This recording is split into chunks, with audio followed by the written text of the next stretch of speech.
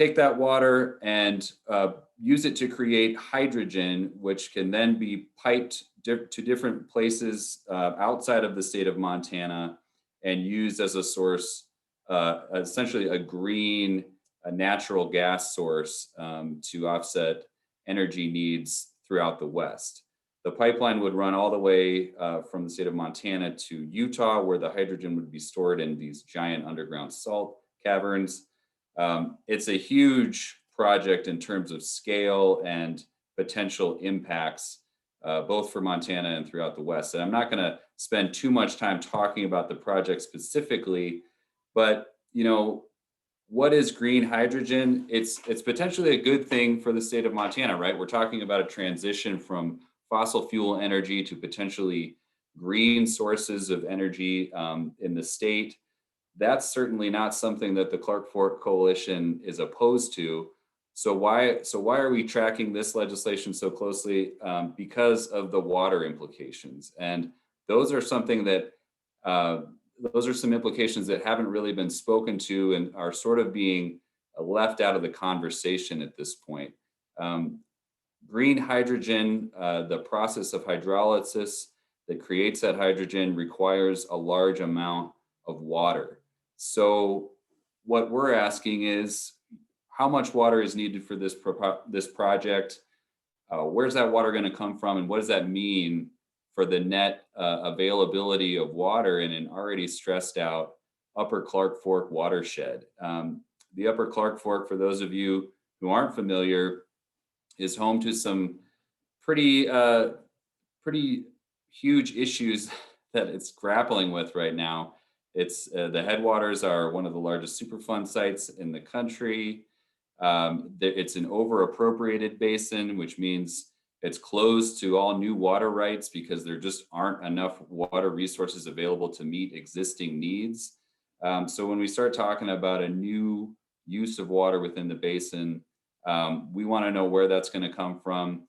And we're concerned that it might come from one of the last most pristine sources of water in the Upper Clark Fork, and that's Silver Lake.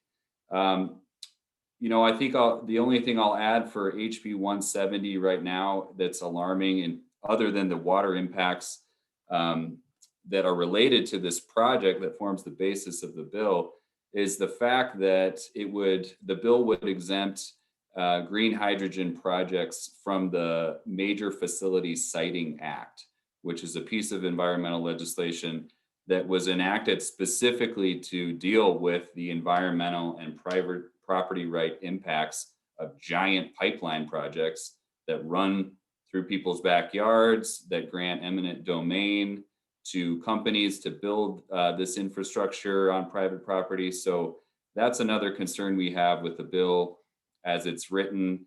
It's currently in the process of being amended after the first committee hearing, which I believe was 2 or 3 weeks ago at this point. So suffice to say, that's one we're going to be tracking closely, and we may be calling on some of you to offer testimony and providing talking points to build that testimony when the time comes. So HB 170. The next one, and it looks like there's a question that I may or may not be able to answer. Isn't hydrogen production from water highly energy intensive?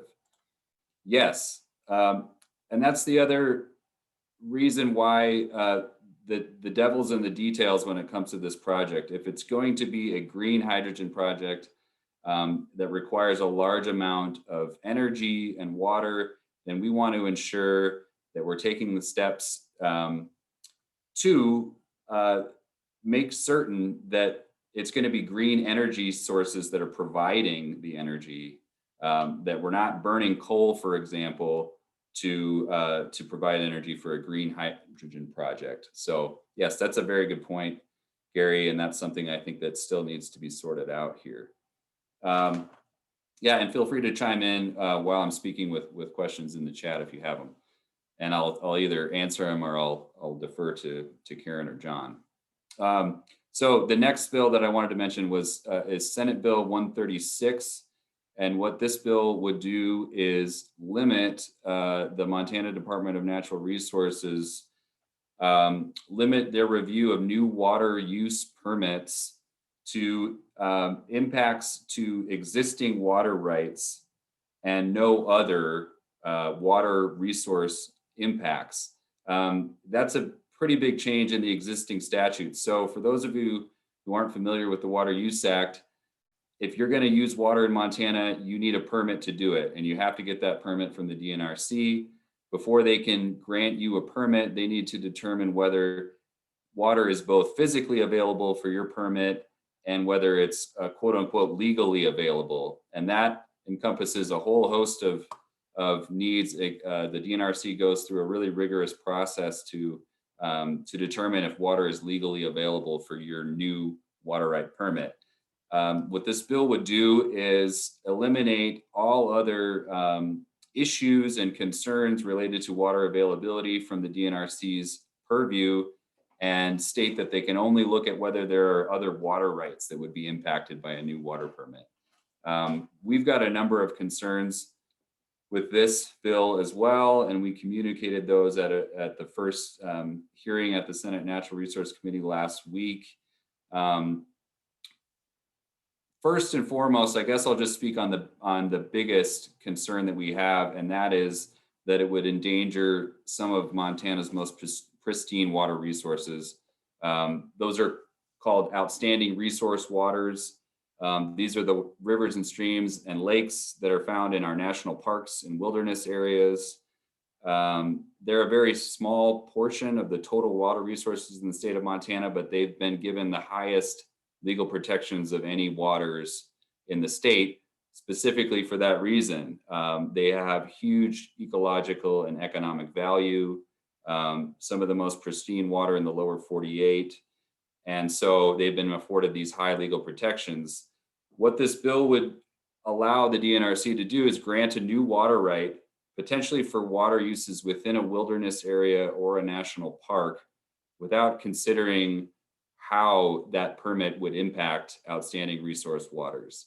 That's a big deal, and it's not a hypothetical either. This has already happened in the Cabinet Mountains Wilderness for a proposed mining project, the Rock Creek mine. The DNRC actually granted a water right permit for the mine, and they did not examine how that water use would impact wilderness streams in the face of evidence that it would actually drain up to 100% of the base flow of some pristine wilderness streams within the Cabinet Mountains Wilderness. So this is a big about face in terms of the Montana Water Use Act.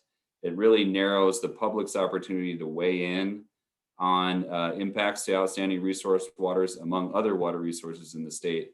So Senate Bill 136 is just a bad idea. That had its first committee hearing already as well, but no action has been taken. The committee heard some really compelling testimony, I thought, on the reasons why this bill should not pass out of committee.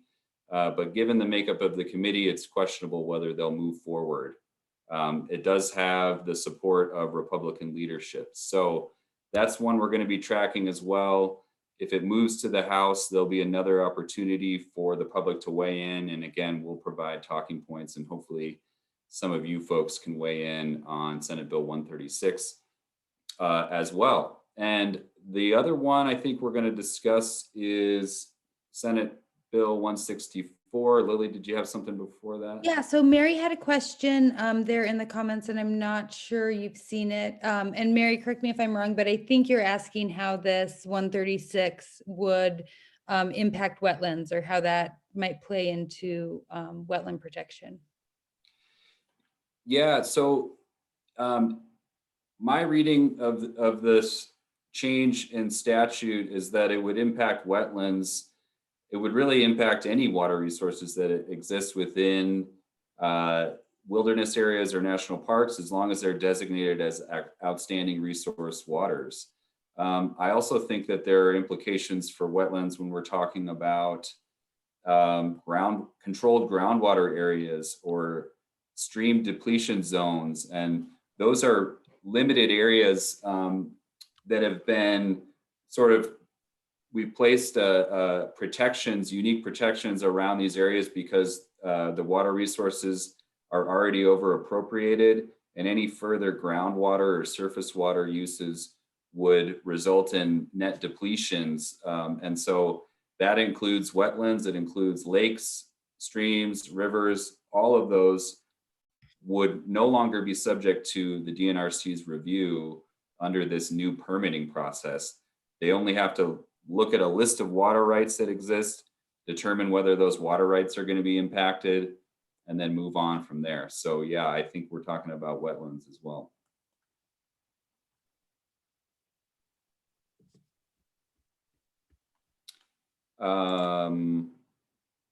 Okay, well, if there's no further questions, I think I'll kick it over to John to talk about Senate Bill 164. Okay, thanks, Andrew. Thank House you. Bill. It's Senate bill, right? Senate bill, House bill. I think it's Senate Bill 164, but there are a lot of bills, so I can understand why you might be confused. But yeah, so fortunately, I have the easy job tonight because Senate Bill 164 is not hard to understand. It was introduced by Senator Carl Glimm from the Flathead. Some of our guests tonight from the Flathead might be familiar with him. It would allow for an increase in the concentration of nitrogen to groundwater, specifically nitrate, which is a form of nitrogen. Right now, the Montana standard for that discharge is either 5 parts per million or 7.5 parts per million, depending a little bit on the background concentration and the source of the nitrate. Senator Glimm's bill would eliminate those standards and replace them with a flat 10 parts per million standard. So compared to the 5 parts per million, up to doubling the allowable discharge of nitrate into groundwater. And this bill applies mostly to septic systems. We think that's a bad idea for 3 reasons. One is a human health consideration. The standard of 10 parts per million that Senator Glimm's bill would allow is the federal drinking water standard. So the bill, or the concentrations in the standard as they exist now were developed in the 90s by a working group, and they're lower than the federal standard for good reasons, because we need a margin of safety to protect people from excessive nitrate levels in their drinking water. Excessive nitrate causes something you might have heard about. It's called blue baby syndrome, which is well named because what happens when babies in particular drink elevated concentrations of nitrate in their drinking water or in baby formula is that nitrate interferes with their blood's ability to carry oxygen through their bodies, turning them a shade of blue. Fortunately, we don't have much of that in Montana at the moment, any really that I'm aware of, in large part because of the good sense of the people in that working group who set the standard below 10 parts per million and gave us that margin of safety. There's a lot of uncertainty about monitoring background concentrations and about the performance of septic systems in removing nitrate. The prudent thing to do is to build in a little margin of safety. We have that now, and we should keep it. It's a critical thing to protecting the most vulnerable people in our population, babies. So let's not turn them blue if we can avoid it, and it's not that expensive to do the right thing. The second reason is environmental. As most of you know, groundwater, where this stuff would be discharged, is typically connected to surface water, to our streams and rivers. So if we allow the concentration of nitrate to increase in our groundwater, we're almost certainly, in most places, also then increasing the concentration of nitrate in surface waters. We already have an estimated 5,000 miles of rivers and streams in Montana that are impaired by excessive nitrate and other nutrient concentrations. Those of us at the Clark Fork Coalition have been working for over 30 years on the voluntary nutrient reduction program on the Clark Fork River to lower nitrogen and phosphorus concentrations and reduce the blooms of nuisance algae that occur every summer. And if you've driven up and down the Clark Fork River corridor in the summer, you know many summers it's an emerald river, and it's those long filamentous Cladophora algae blooms that are causing that. And our guests tonight from the Gallatin River Task Force are unfortunately learning more and more about this the hard way. We're seeing emergent blooms of similar filamentous algae in the Gallatin River, and they're fueled very much by the same type of septic-based development and nitrogen concentrations entering our streams and rivers from groundwater sources. We need to be taking nitrate concentrations down, not allowing them to increase, to protect the natural resources in our streams, wetlands, and our streams, lakes, and rivers. And then finally, there's an economic justice argument that we think that really lends itself to shooting this bill down. Right now, we spend tens of millions of dollars every year in upgrading wastewater treatment plants throughout the state to deal in large part with nitrogen-based pollution. Those of us who are ratepayers on those systems pay money every month to do that. The nitrate's not going to go away if we allow the increases to groundwater. It's going to go into the surface water, and then someone has to deal with it. And in the end, it will be the ratepayers in the cities of Montana where people are connected to sewer. It will overburden those systems further, create additional need for very expensive upgrades. In our view, it's always cheaper and more responsible to treat pollution at the source, to prevent pollution from entering our groundwater and our surface water in the first place, than it is to clean it up after the fact. Senator Glimm's bill flies in the face of that.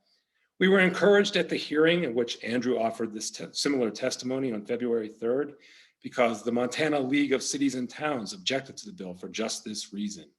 The League of Cities and Towns is kind of a political heavy hitter in Montana. So all the usual suspects spoke against it, us, Trout Unlimited, a number of environmental organizations, but we also had the League there doing it as well, which gave us some additional hope that maybe this thing will die in the Natural Resource Committee of the Montana Senate.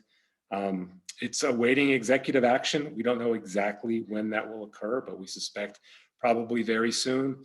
Again, we're hopeful it'll die in committee, but if not, we'll let you all know, and there will be additional opportunities to comment against this thing. And that's everything I had, and be happy to answer any questions we have out there. We did have a question from Mary about a copy of testimony that was submitted at the hearing, and I believe she's talking about for this past moment. Andrew, do you have an answer to that? Yeah, Mary, I'm happy to email that to you. I have some bullet points, and then I think I have another just set of notes of my testimony that I provided, so I can shoot you that by email.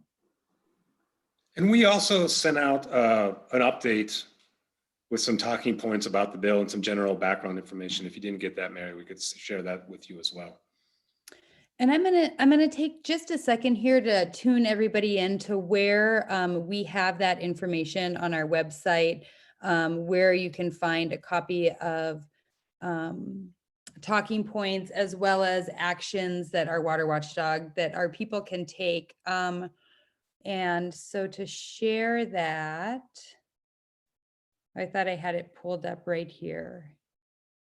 Yep, I do. Okay, so on our Clark Fork Coalition Learn 2020 Montana Legislature page on our webpage, we have some information for you guys.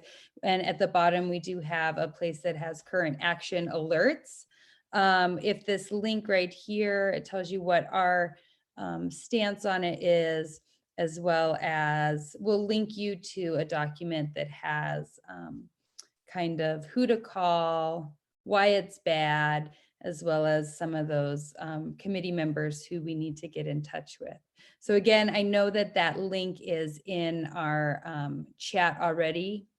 It looks like Pat put it in there. So like that, put it in your bookmarks, and that is a great place to find what our actions we're hoping people take and what our talking points for those are. Mary, did that answer your question? Is that going to give you what you need? I guess my question is, are you submitting formal written comments at these hearings or just oral? So for 136 and 164, I just submitted oral testimony, but I do have a written copy of it. If you'd like, I can send it to you.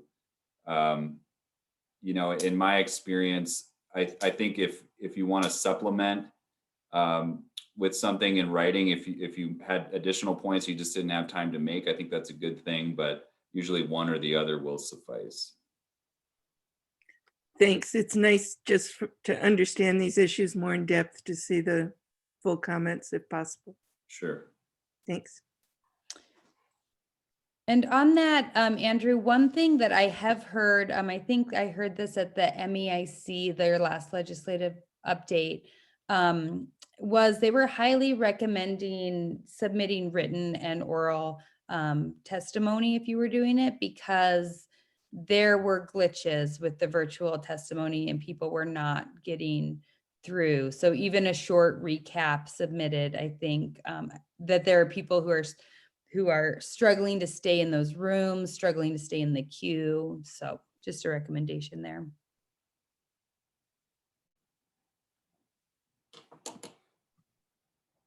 All right, I think we are ready to jump into this Exempt Wells 101.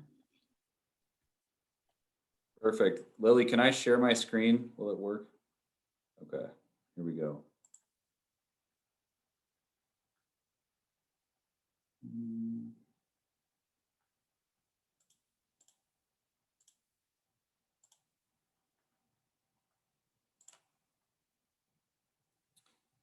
Okay.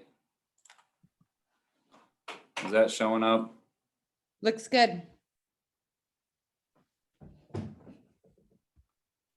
Okay.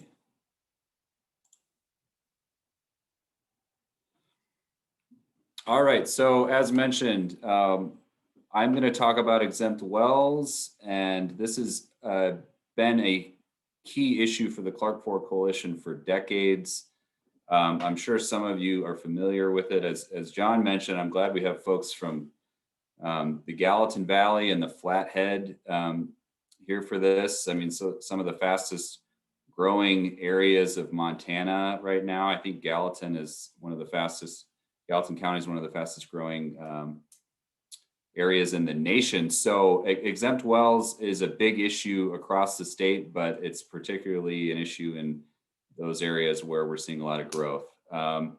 So I just wanted to start with the policy goal for the Clark Fork Coalition, just as kind of a backdrop. You know, our goals in pretty much every legislative session is to promote common sense legislation to protect Montana's waters, but we also want to prevent backsliding on existing water quality and quantity laws. And exempt wells fall within that water quantity part of that mission. So first things first, what is an exempt well? As I mentioned earlier, under the Water Use Act in Montana, all uses of water require a permit, which means you have to apply with the DNRC to get that permit.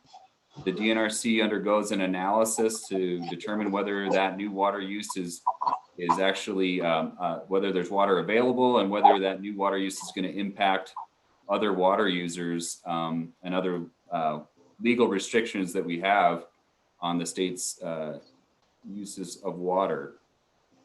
So an exempt well is a well that's exempt from that permitting requirement. And it's actually codified in the law.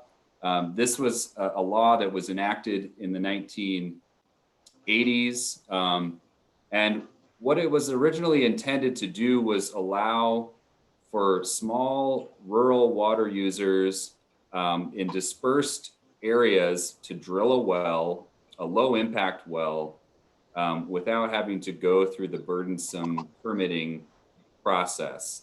Anyone who's gone through the water permitting process in Montana before knows that it's a rigorous, onerous, often expensive process. And so this exemption for groundwater wells in rural areas was really designed to eliminate that burden for these small uses of water that were in all likelihood not going to have a significant impact on other water users or the water resource. And they define that limitation for your well as a well that pumps at a flow rate of 35 gallons per minute and no more than 10 acre feet of water per year, which is actually a significant amount of water if you're talking about a domestic use of a well. So that was the intention, but what they didn't really consider was what about the cumulative impacts of multiple wells being drilled in a single area or as part of a single project.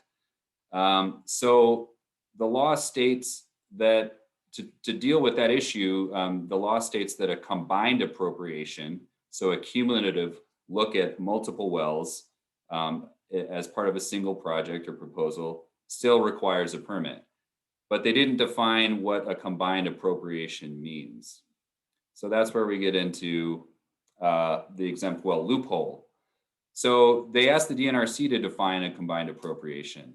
And when the DNRC wrote that definition, they said, well, a combined appropriation means that you're putting in a bunch of wells and they're physically piped together. So, if they're not piped together, we're not going to consider them a combined appropriation.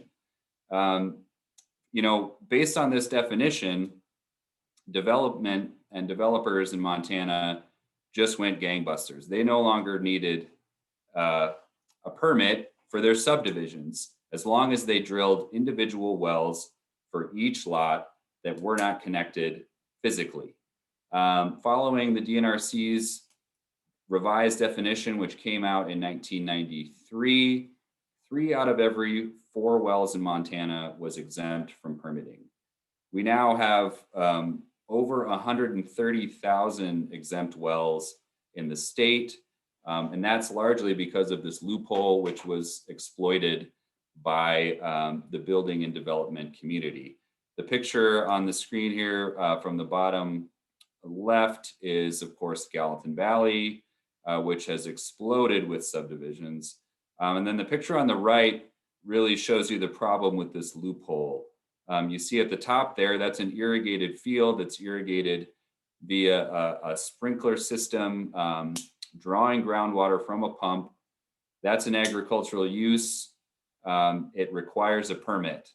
Right next door, that entire subdivision is relying on groundwater wells that were exempt from permitting under the law. So moving ahead, Clark Fork Coalition and some senior water rights holders who were really concerned about the water impacts of unmitigated exempt wells in the state challenged that definition of combined appropriation. We challenged the loophole with the DNRC, and we argued that that definition was invalid. The district, we initially went to district court, which found in our favor. A contingent of well drillers in Montana appealed that ruling to the Montana Supreme Court, and the Supreme Court affirmed that that definition and the loophole was contrary to the purposes of the Montana Water Use Act and was therefore invalid. I've just put a quote from the legal decision that came down in 2016 there, but it says just that. Combined appropriation is talking about the maximum quantity of water that could be withdrawn from groundwater via this proposal, and not to the manner in which the wells were physically connected. So loopholes closed, everything's great, right? No. So in every legislative session following the Supreme Court's decision in 2016, we have seen more attempts to reopen that loophole.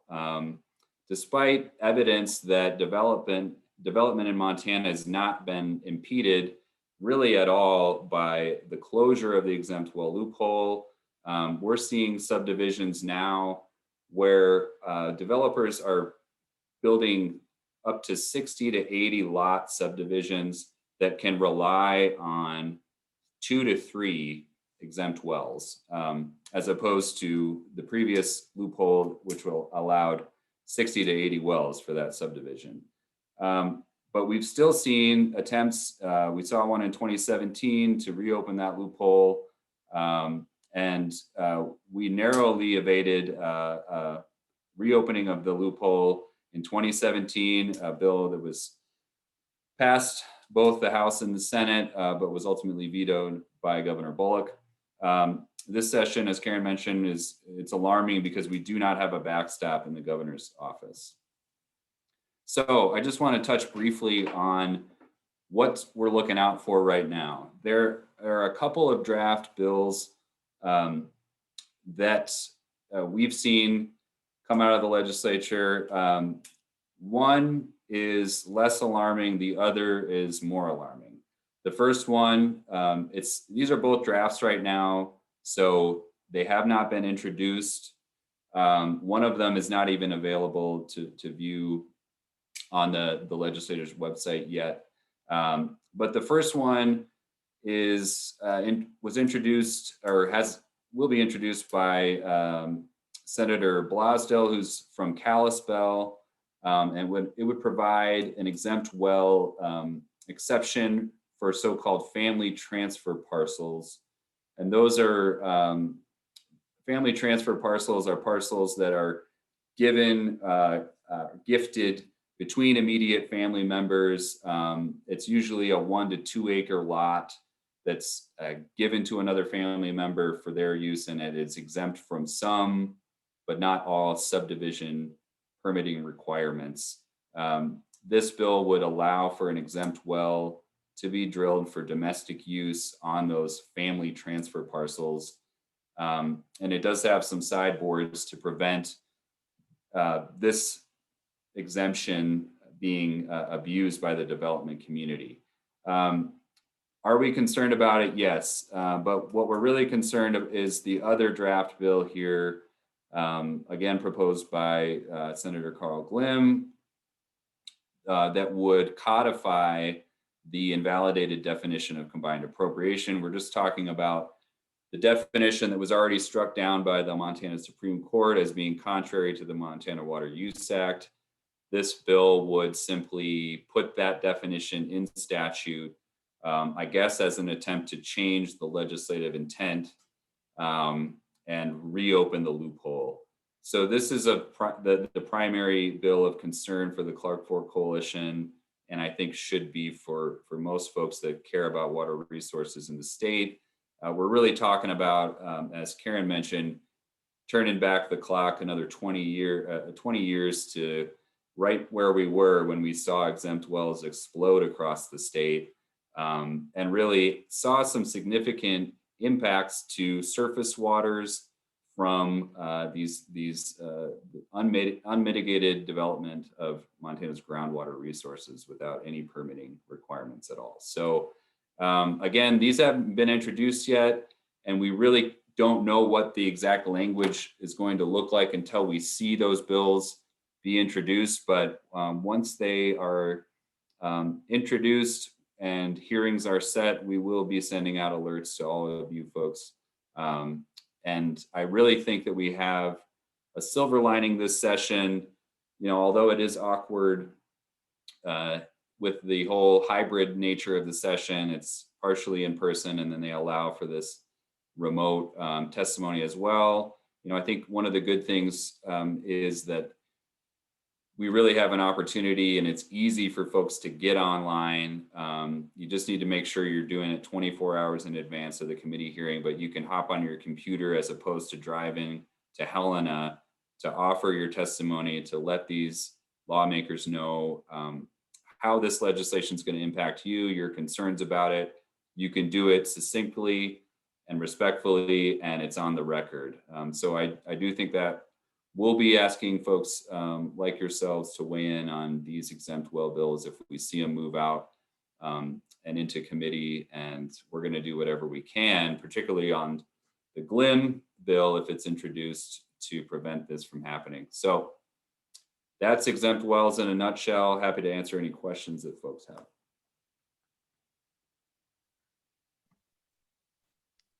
Thanks, Andrew. I did put in the chat a link to the Clark for Coalition website where we have more, a lot of the same information that Andrew just shared if you need to go back on some of that history. I am going to stop sharing your screen, Andrew. So if we have questions out there with our water watchdogs on any of these bills that the guys just brought up, we'd love to take them now. I think our plan was to wrap up around this time. So we want to make sure we get a chance for those questions. And if you want to unmute and speak up, that works really well in this format. So Andrew, go ahead, Chris. Oh, okay, thanks. Yeah, two questions. One, are most of these being bills under the Natural Resources Committees? Is that what we should be kind of when submitting those emails? Okay. And then when contacting your specific, senator or House member, do you recommend a separate email for each bill or a single email that outlines, 3 or 4 bills? What would be more effective, do you think? I think one of the things, Chris, and then Andrew, you can jump in. I don't know the answers to all of those, but I think one of the things you'll want to watch for is this bill in that committee that they're looking at, and then also sometimes the timing of them is different. Like not all the bills are being considered at the same time. So that's my only thing there that to be watching out for. Andrew? Yeah, I think just to echo when we are talking about most often the House and or Senate Natural Resources Committees, and often we're not talking about our local representatives that are in those committees. So you just need to look at the folks. They could be from districts that do not represent you geographically, but it's worth reaching out to each of those committee members. And I do think having individual emails or phone calls related to a specific bill is better than a list, just because I think it's kind of like the last thought these folks are really busy up at the session, and often the last thing they hear from their constituents or in an email or the talking points that you feed them over the phone is going to be what they remember. And I really do encourage phone calls too. You often won't get through to people, but you can leave them a message. Email is just a little bit more of a passive way of doing it, and I think it's a great way of contacting them. But phone calls work good too. Okay, thanks a lot.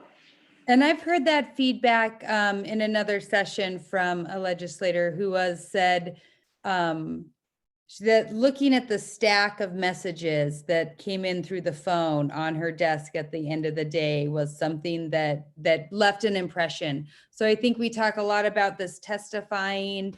It's there's a lot of pressure there, and don't underestimate what a phone call can do. And Mary had a really good point on there. Found that copying committee staff can help make sure that all committee members are getting the comments. And so Mary, if you want to jump on and just kind of give us that tip in person, I'd love to hear it. Well, I don't know that somebody mentioned, but you can find all the committees and their emails online. And with those are the staff. And I know I had the unfortunate experience of sending to the wrong committee a set of comments, and the staff person redirected them to the right committee, and also told me she would make sure that each member of the committee got them. So I think that was helpful to me anyway. So I can just put in a friendly word for the legislative website, and I don't have it in front of me, but that website is actually very user friendly. You can look up every bill very easily, and you can send your comment to a legislator or to a committee oh, that's the one. So that thing really is, I mean, it takes a little bit of time to get used to it, but I find it really easy to use after I got, past the introductory phase. It's very, I think it's really good. I would agree with that, Gary, and I wanted to pull it up and point out just a few things. One is that they do have their own bill lookup. So we talked about several bills today. This is a great place to access them. If you are not sure who your legislator is, you can look that up very easily here as well. So share this with your friends and neighbors. All you have to do is enter, a zip code, and I find out where my district is, and I can click on it and see who my representatives are. And if I keep clicking and following them, I can find out what committees they're on or how they're involved.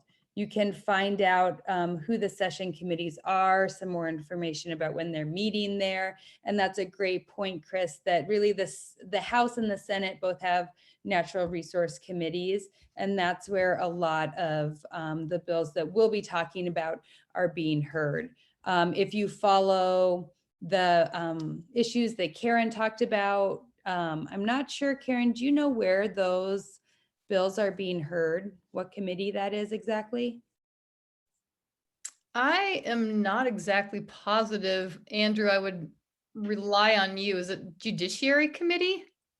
I mean, Yeah, the Senate Judiciary Committee actually just heard testimony on one of the bills that Karen mentioned, SB 140, yesterday. So yeah, the Judiciary Committee committees are going to be where a lot of these attempts to change the judicial branch are going down. So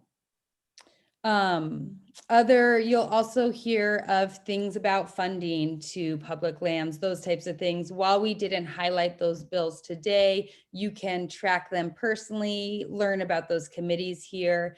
This is also where you will be able to register to testify if you want, if you're going to take that route. And again, we don't have a call out specifically right now for you to do that, but we might in the future. And so this is what the registration looks like. Knowing your bill, knowing where it's going is really important. We'll be sharing that information with you, selecting your position.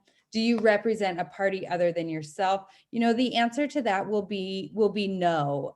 We have Andrew testify for the Clark Fork Coalition, and we're really looking at you guys to testify as constituents and as Montanans. Enter your name, upload documents.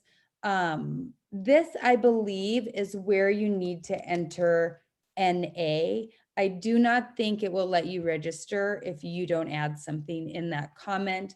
You could write a quick, brief recap of what you're planning to say, just in case there's something funky with Zoom. Testify on Zoom, hit yes, and then you can submit that. That has to be done by noon the day before a bill is heard in committee. Gary, you're pretty familiar with this. I'm Mary too. Do you have anything to add to this step of the process? So one of the things I like about this site is that I think it applies to Chris's question. If you want to know about a bill, you do the bill lookup and it will tell you what committee that's going to be heard at, or if it's already been heard, or where it's going to go next. There's the hard part is if you want to look at the bill itself, it's so hard to make sense out of the whole bill. So that's what you guys at the coalition and also MEIC, they will give a breakdown of what's important. If you try to find it in the bill, you can spend half a day looking for what's in there that means something. So, but if you click the bill, and it'll give you the committee and the schedule that it's and where it is right now. And Gary, to add on that, on our legislative page, we are posting MEIC's weekly hot lists for both the House and the Senate. So those are bills that go beyond the ones that we're specifically tracking, but they have a nice little paragraph synopsis, support or oppose, and that covers a wide range of conservation bills if people aren't familiar with their hot lists.